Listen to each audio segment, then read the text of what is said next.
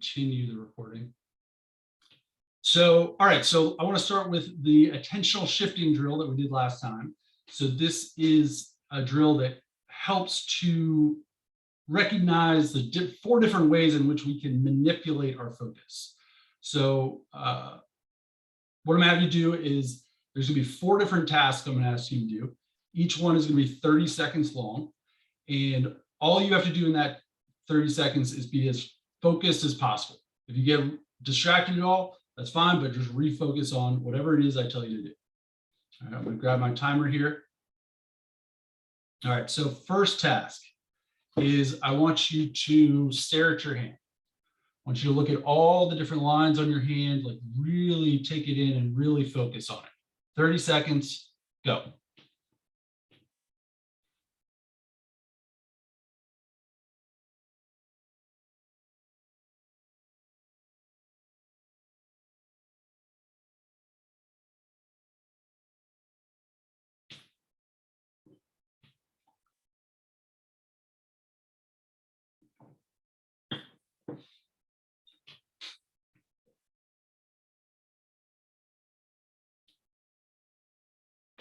All right, next task is I want you to identify all the different sounds you can hear. Sounds that are right here in that room next to you, sounds that are further away. Just scan your environment for sounds.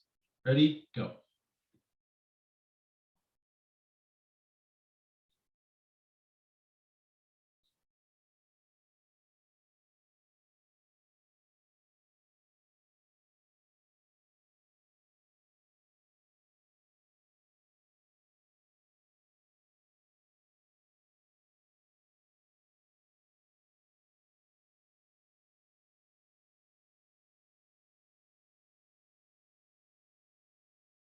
All right, next task is I want you to close your eyes, or you can stare off onto one spot. I want you to visualize your bedroom, and I want you to imagine where all the things are put, what's up on the walls. And then once you have that, I want you to rearrange the furniture, put things in different spots. Ready? Go.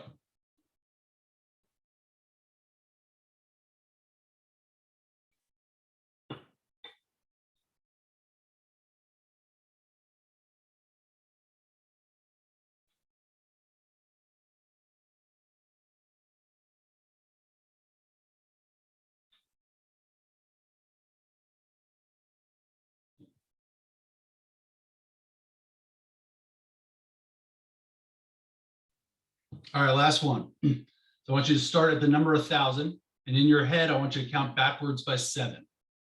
See how low you can get. Ready? Go.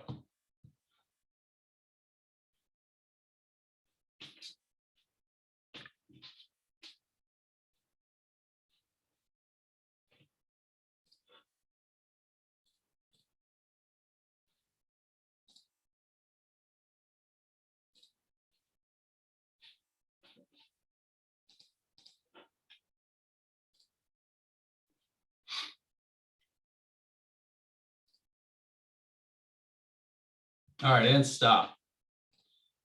Okay, so,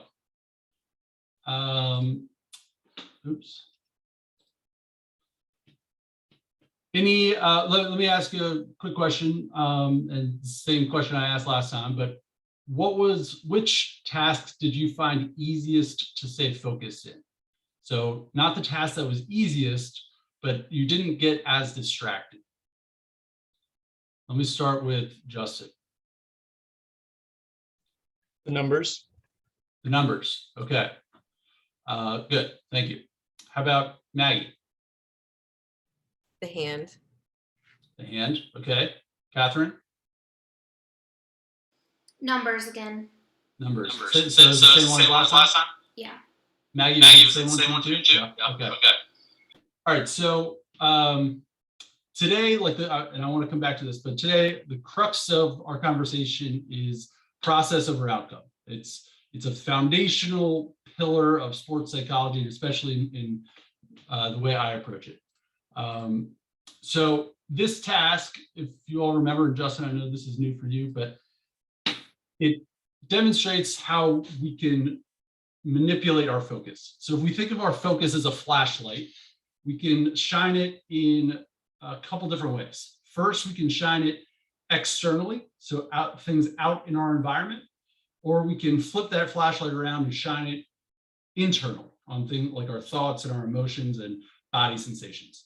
So when we look at those 4 tasks that we did, studying your hand was external. You had your focus out around you.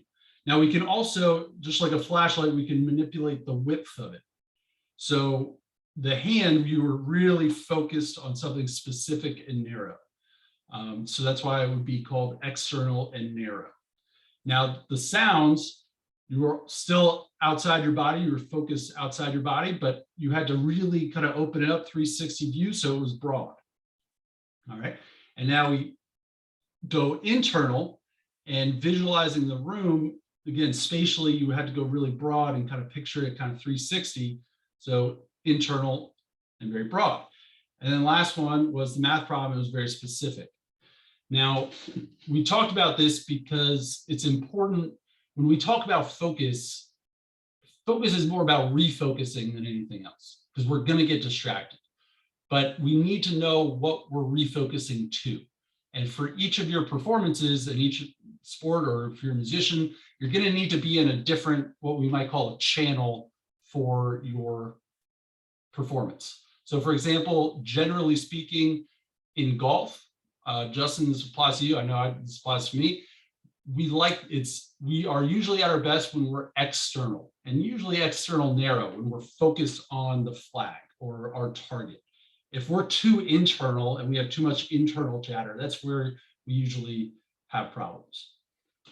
So being able to shift from external to internal and vice versa is a skill that we can hone and train. And so one way we do it is through another drill. So I'm going to put a link in the chat box.